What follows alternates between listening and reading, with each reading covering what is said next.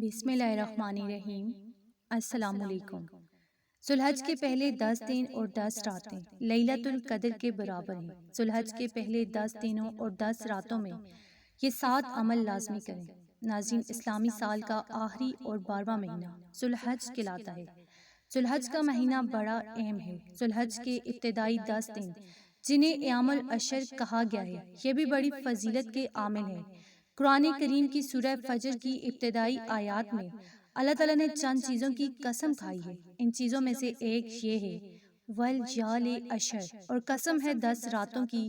10 راتوں کی قسم اٹھانے کا معنی یہ ہے کہ بڑی اہم راتیں ہیں۔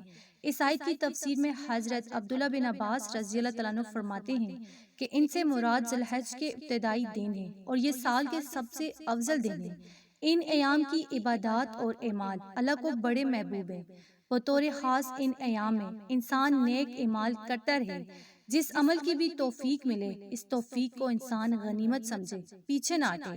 یہی دنیا اور آخرت کی فلاح کا ذریعہ ہے۔ کسی بھی نیک عمل کو معمولی نہ سمجھے، نہ معلوم اللہ کے ہاں کس عمل کی قبولیت ہو جائے اور انسان کی مغفرت کا سبب بن جائے۔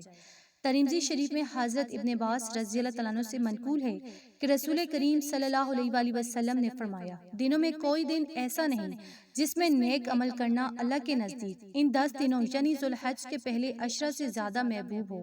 نبی اکرم صلی اللہ علیہ وآلہ وسلم نے ارشاد فرمایا، پہلی رات کے چاند کے ساتھ ذوالحج کا آغاز ہوتا ہے، تو اس کی پہلی 10 راتوں میں سے ہر رات اپنی عظمت میں لیلۃ القدر کے برابر ہے۔ لیلۃ القدر کی مناسبت سے جہاں ماہ رمضان المبارک کو منفرد شان والی ایک رات لیلۃ القدر نصیب ہوئی ہے، جس کے اندر چند ساعتیں اللہ کے بندوں کی مغفرت و بخشش کا سامان لیے ہوئے وارد ہوتی ہیں، اور جن سے اخلاص کے ساتھ بندہ اپنے رب سے جو بھی بلیشے طلب کرتا ہے وہ اسے عطا کر دی جاتی ہے۔ تو ادھر ماہ ذوالحج کی پہلی 10 راتوں کو عظمت و فضیلت کا وہ خزانہ عطا کیا گیا ہے کہ ہر ایک رات رمضان المبارک کی لیلۃ القدر کے برابر ہے۔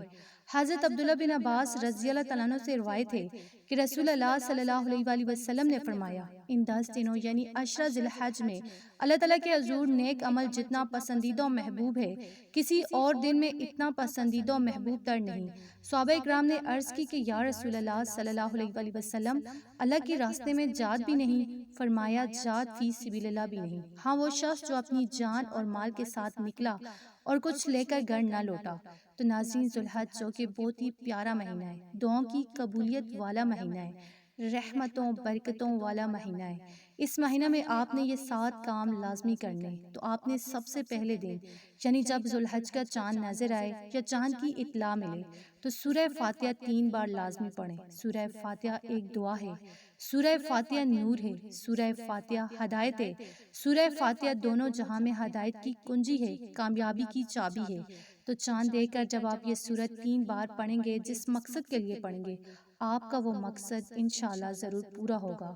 اور چاند رات آپ نے یہ تسبیح لا الہ الا اللہ 100 بار پڑھنی ہے۔ ذوالحج کے دوسرے دن آپ نے ایک تسبیح درود پاک کی پڑھنی ہے۔ جو درود پاک بھی آپ کو آتا ہو، آسان لگے، آپ وہ درود پاک پڑھیں۔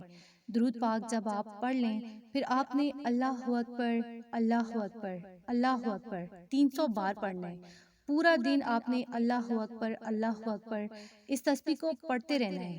ذوالحج کے تیسرے دن سبحان اللہ و بحمدہ 100 بار اس تسبیح کو پڑھیں۔ اس کی برکت سے رزق ملتا ہے، دعائیں پوری ہوتی ہیں، حاجات پوری ہوتی ہیں، پریشانیاں دور ہوتی ہیں۔ یہ اللہ پاک کی بہت ہی پیاری محبوب تسبیح ہے۔ چوتھے دن آپ نے الحمدللہ 100 بار آپ نے یہ تسبیح پڑھنی ہے، اور 100 بار یعنی ہر دن آپ نے درود پاک بھی لازمی پڑھنا ہے۔ پانچویں دن استغفر اللہ چلتے پھرتے زیادہ سے زیادہ پڑھیں۔ چھٹے دن سورہ اخلاص کا ورد کریں، جتنا زیادہ پڑھنا چاہیں پڑھیں۔ ساتویں دن، آٹھویں دن، نویں دن اور 10ویں دن سبحان اللہ الحمدللہ لا الہ الا اللہ اللہ اکبر، ان کلمات کو آپ نے اکٹھا ملا کر روزانہ پڑھنا ہے، چلتے پھرتے پڑھنا ہے، اور ساتھ ساتھ درود پاک بھی کثرت سے پڑھیں، قرآن پاک کی تلاوت کریں۔ ناظرین، یہ بہت ہی پیارے دن ہیں، بابرکت دن ہیں، ان دنوں کو ضائع مت کریں، ان سے فائدہ اٹھا سکتے ہیں۔ کیونکہ آپ کا ایک عمل بھی اللہ کو اتنا پیارا لگے کہ اللہ پاک آپ کی زندگی کو، آپ کی تقدیر کو بدل دے اور آپ کو دونوں جہان کی نعمتوں سے مالا مال کر دے۔ تو آپ ان دنوں میں زیادہ سے زیادہ ذکر کریں، قرآن پڑھیں، قرآن کی تلاوت کریں۔ اگر ہماری زندگی میں قرآن داخل ہو جائے اور اس کے سانچے میں ہم ڈل جائیں تو کیا دنیا کی کوئی طاقت ہماری چمکتی ہوئی تقدیر کو بدل سکتی ہے؟ اگر آپ چاہتے ہیں کہ قرآن اول کی طرح ہمارا رہب ہو اور ہم عزت کی زندگی گزاریں تو قرآن کو اپنے سینے سے لگائیں اور اسے اپنا دستور حیات بنا لیں۔ اور ان دنوں میں جو کہ اللہ کے پیارے محبوب دن ہیں، زیادہ سے زیادہ آپ ان دنوں میں قرآن پاک پڑھیں، اللہ کا ذکر کریں۔ تو میری دعا ہے کہ اللہ پاک ہم سب کو اپنے پسندیدہ اعمال کرنے کی، عمل کرنے کی توفیق بخشے، آمین۔ اگر آپ کو ویڈیو اچھی لگی، اسے آپ نے لائک کرنا ہے، شیئر کرنا ہے اور چینل کو سبسکرائب کرنا ہے۔ جزاک اللہ۔